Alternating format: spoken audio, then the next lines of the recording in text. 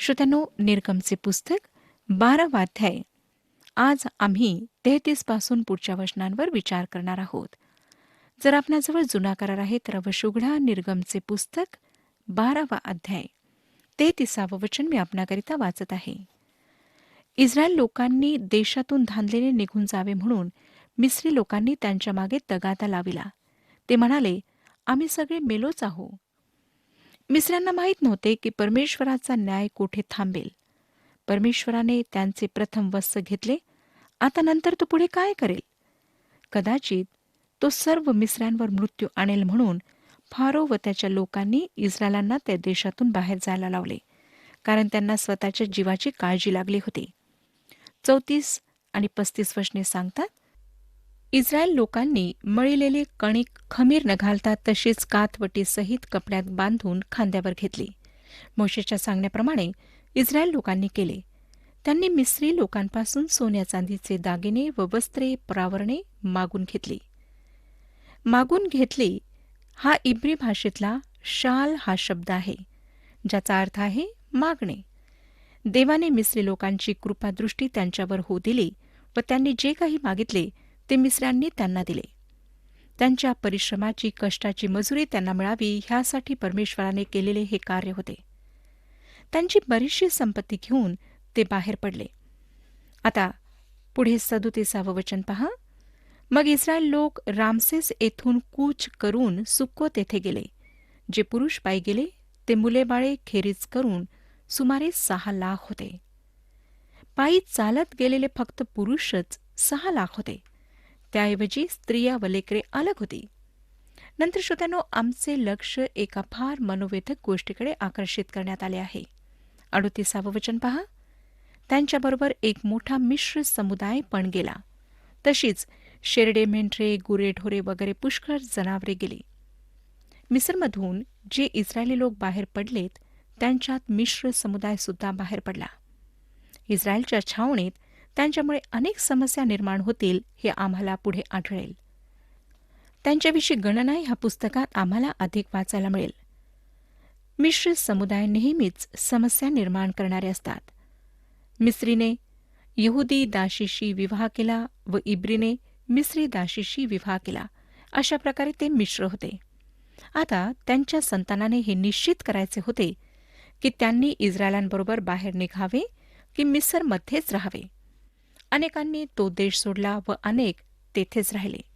ज्यांनी तो देश सोडला त्यांना नेहमीच आश्चर्य वाटले की काय आम्ही ह्यांच्याबरोबर येऊन चूक तर केली नाही.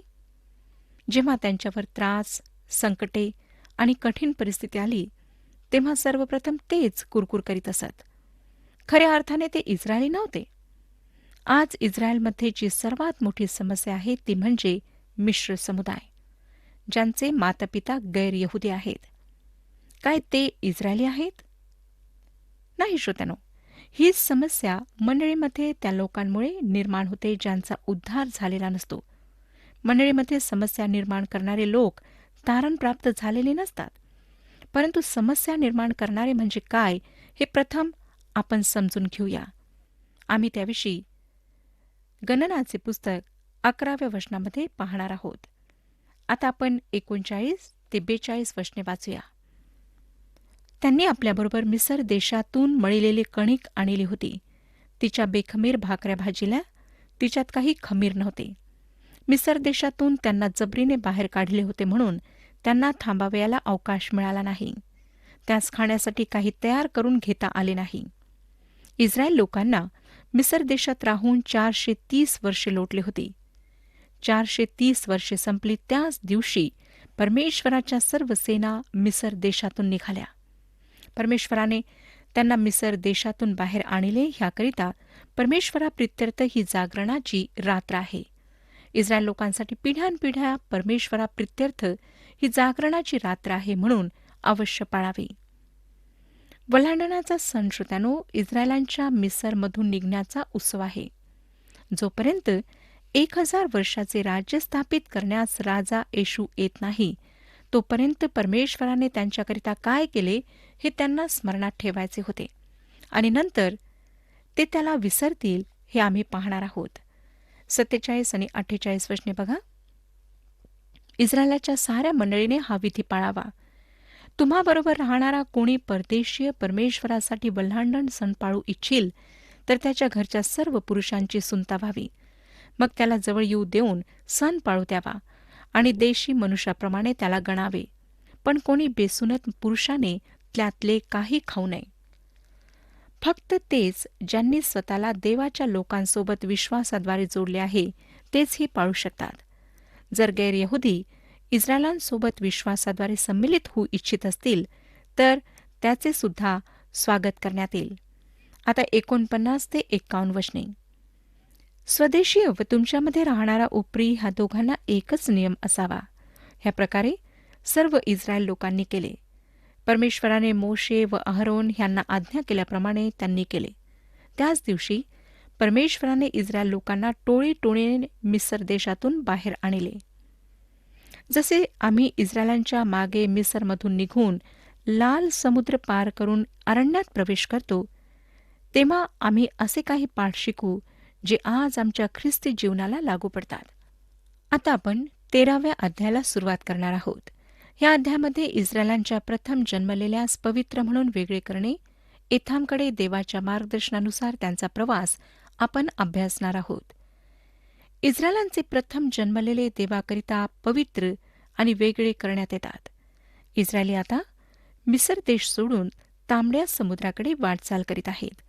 13वा अध्याय पहिली 3 वचने वाचूया.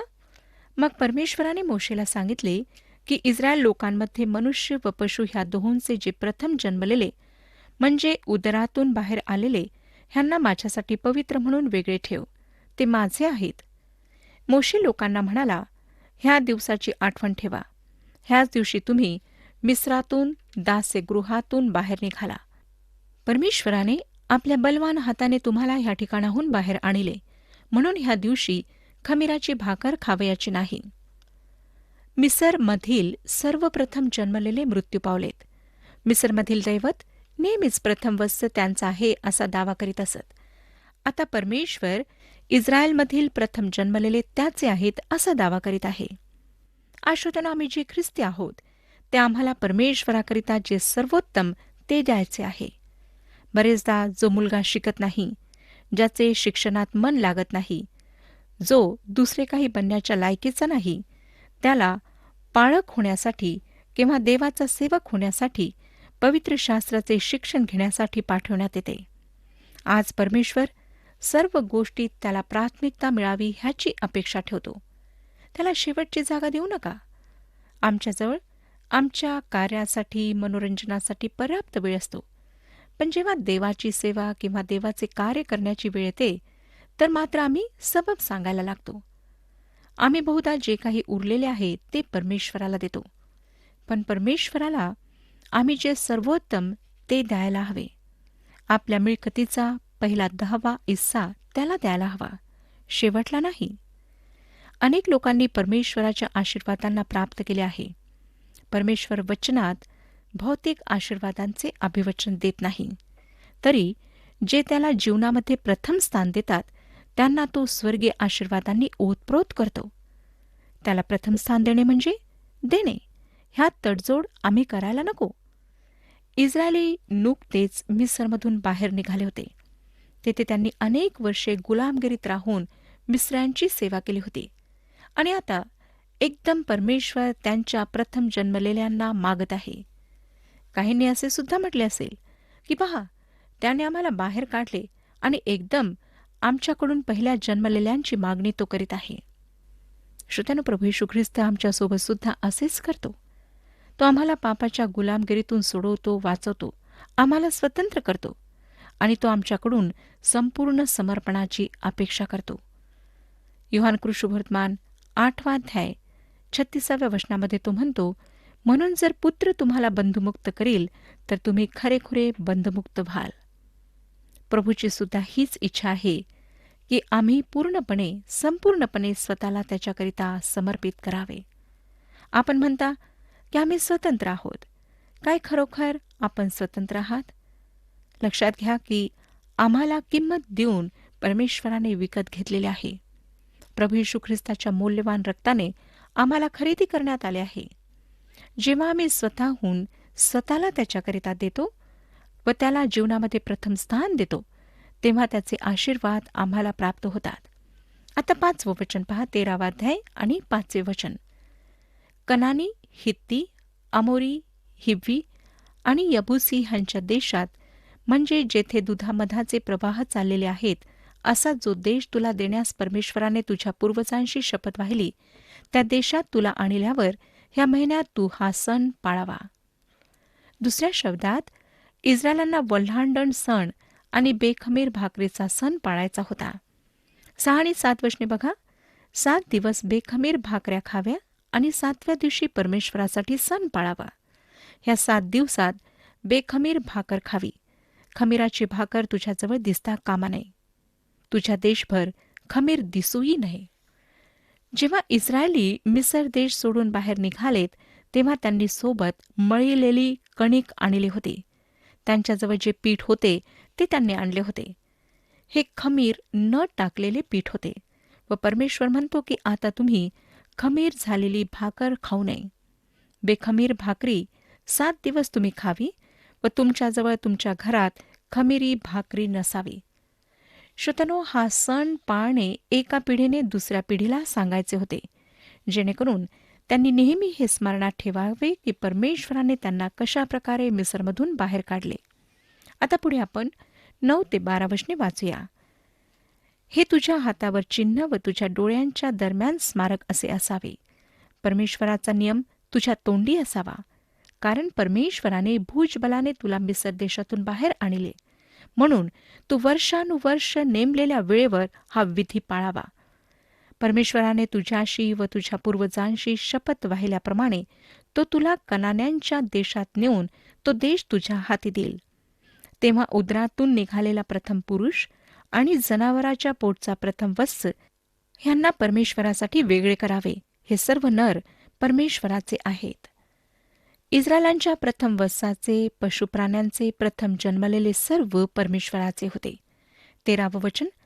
गाढवाच्या प्रथम वत्साला 1 कोकरू देऊन सोडून घ्यावे. त्याला तसे सोडविले नाही तर त्याची मान मोडावी. तुझ्या मुलातील ज्येष्ठ मुलाला मोबदला देऊन सोडवून घ्यावे. गाढवाच्या प्रथम वत्साला 1 कोकरू देऊन सोडून घ्यावे. परमेश्वराला अशा लांब कानाच्या प्राण्याचे अर्पण नको हवे होते. अर्पण फक्त कोकराचेच असावे असे त्याचे म्हणणे होते. मुलातील ज्येष्ठ मुलाला मोबदला देऊन सोडून घ्यावे. आम्हाला पुढे दिसेल की सोडविण्यासाठी चांदी वापरण्यात येत असे. चांदीचे सिक्के वापरण्यात येत असत. 14 आणि 15 वचने पुढे आम्हाला सांगतात, पुढील काळी तुझा मुलगा तुला विचारेल की हे काय आहे, तेव्हा त्याला सांग, मिसर देशातून दास्यगृहातून परमेश्वराने आम्हाला आपल्या भुजबलाने बाहेर आणले आणि फारो आम्हाला जाऊ देना. तेव्हा परमेश्वराने मिसर देशातील मनुष्य व पशु ह्यांचे सर्वप्रथम नर मारून टाकले. म्हणून उदरातून निघालेल्या सर्वप्रथम नराचा मी परमेश्वराला बली अर्पितो, पण माझ्या मुलातील ज्येष्ठ मुलाला मोबदला देऊन सोडून घेतो. हे अशासाठी करायचे होते की इस्रायली लोकांना हे नेहमी स्मरण राहावे की परमेश्वराने त्यांना मिसर देशातून कशाप्रकारे बाहेर काढले. त्यांच्या प्रथम जन्मलेल्यांना चांदीद्वारे सोडविण्यात यावे. आम्हाला पेत्राचे पहिले पत्र 1 अध्याय 18 आणि 19 वचनांमध्ये सांगितलेले आहे. पेत्राचे पहिले पत्र 1 अध्याय 18 आणि 19 वचने. कारण वाडवडिलांच्या परंपरेने चालत आलेल्या तुमच्या निरर्थक वागणुकीपासून सोने, रुपे अशा नाशवंत वस्तूंनी नव्हे, तर निष्कलंक व निर्दोष कोकरा असा जो ख्रिस्त, त्याच्या मूल्यवान रक्ताने तुम्ही मुक्त झाला आहात. पुढे 17वं वचन पहा. 13वा अध्याय 17वे वचन. फारोने लोकांस जाऊ दिले, तेव्हा पलिष्टी लोकांच्या देशाची वाट जवळची असूनही देवाने त्यांना त्या वाटेने जाऊ दिले नाही, कारण लढाई दिसताच लोक माघार घेऊन मिस्राकडे परत जातील असे देवाला वाटले. लक्षात घ्या श्रोत्यानो की इस्रायली नुकतेच गुलामगिरीतून बाहेर निघाले होते आणि ते लढाईकरिता तयार नव्हते. त्यांच्याजवळ शस्त्र नव्हते, म्हणून परमेश्वर त्यांना अरण्यातून घेऊन गेला. अगदी जवळचा छोटा रस्ता समुद्र किनाऱ्याकडून होता.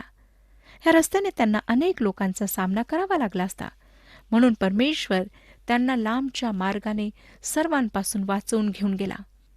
40 वर्षे त्या रानातून त्यांनी प्रवास केला व इतक्या काळात त्यांच्याजवळ सशस्त्र सुसज्ज असे सैन्य तयार झाले होते आणि त्याविषयी आम्ही नंतर पाहणार आहोत.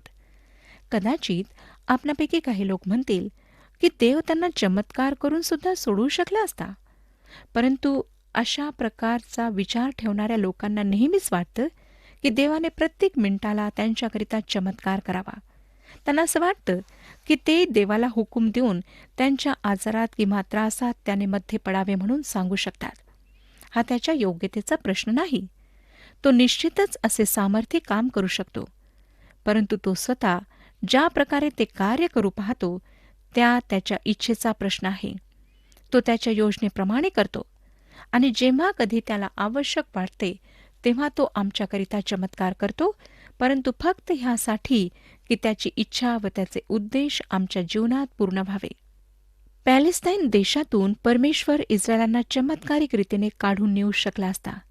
जर त्यांच्यावर आक्रमण झाले असते तर त्याने त्यांचा बचाव केला असता. जेथे कुठे आवश्यक असते तेथे परमेश्वर आश्चर्यकर्म करण्याकरिता तयार असतो, पण फक्त त्याची इच्छा पूर्ण व्हावी म्हणून. 18वे वचन. म्हणून वळसा घेऊन त्याने त्यांना रानाच्या वाटेने तांबड्या समुद्राकडे नेले. इस्रायल लोक मिसर देशातून लढायला सज्ज होऊन बाहेर निघाले.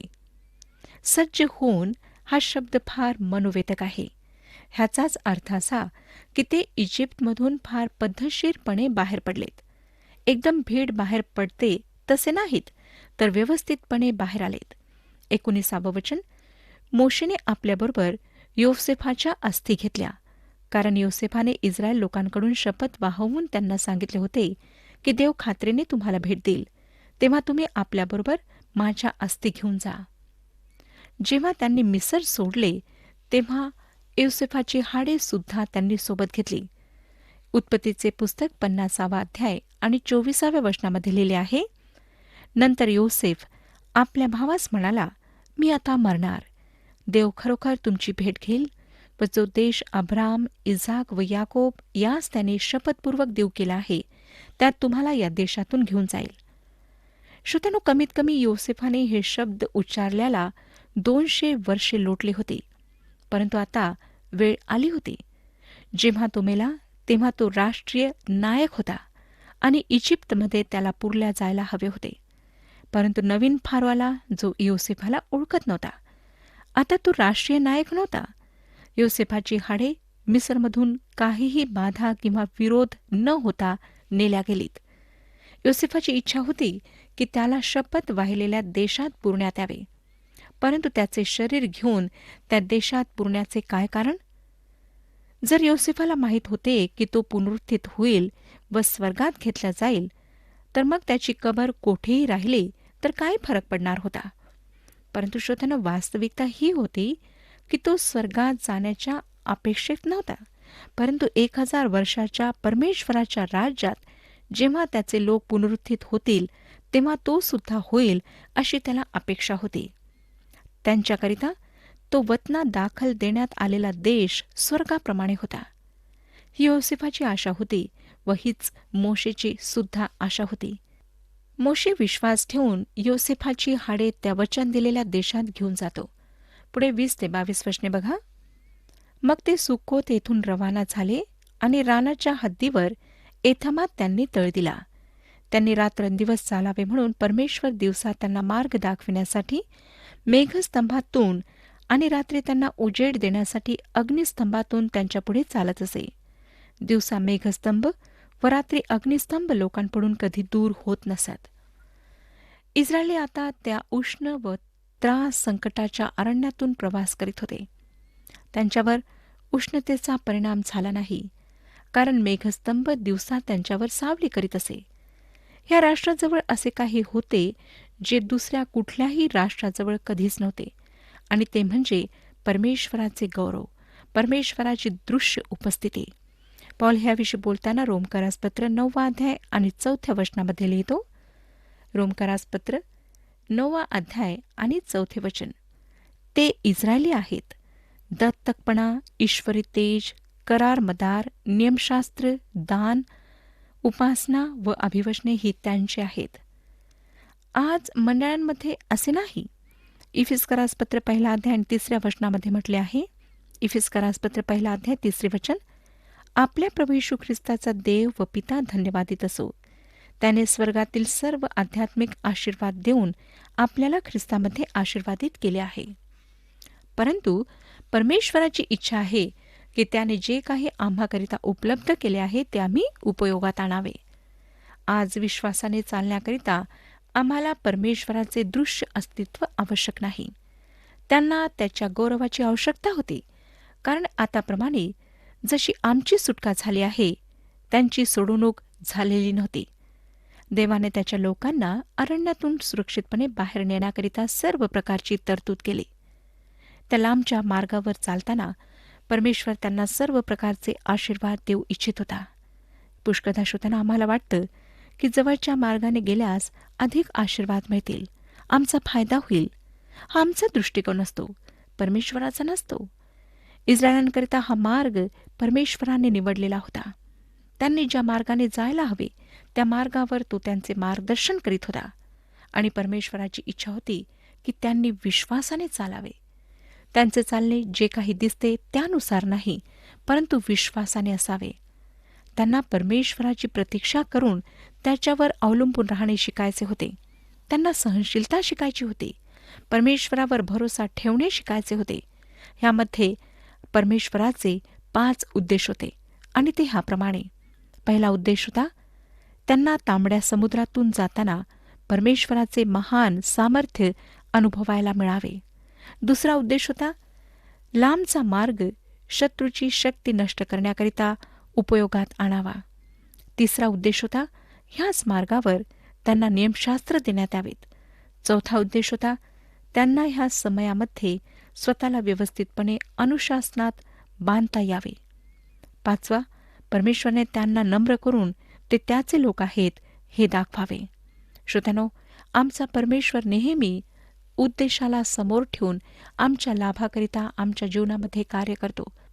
परंतु जेव्हा आम्ही त्याची इच्छा आणि योजना समजून घेत नाही, तेव्हाच आम्ही त्याच्या आशीर्वादांना मुकतो आणि मग आम्हाला त्याचे परिणाम भोगावे लागतात.